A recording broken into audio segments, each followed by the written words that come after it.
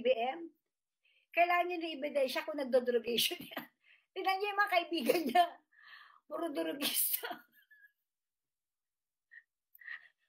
Tingnan niyo ano niya. Tingnan niyo yung mga barkada ni BBM. Puro drogista. Diba? Yung best friend niya namatay overdose. Tapos yung inauguration niya, may isang upuan pa doon. Bakante upuan para kay besting drogista. Ang masabi, tayo na, presidente ka na. Nagbabangag ka pa.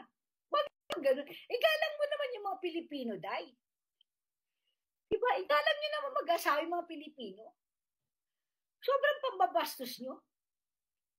Diba? Binoto namin kayo. Tapos ganyan, lutang kayo palagi.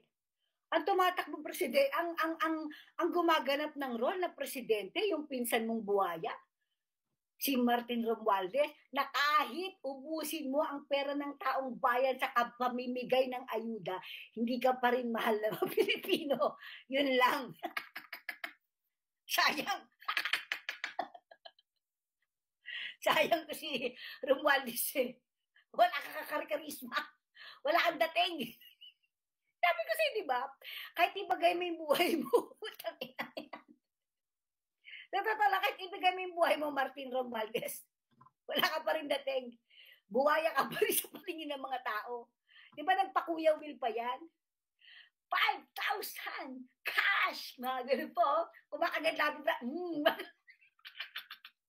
May pakagat labi pa ito. Puta ka ng buhay ito. Cash! What the fuck? Mga ganun pa. Cash! May kasama pang 5 kilong bigot.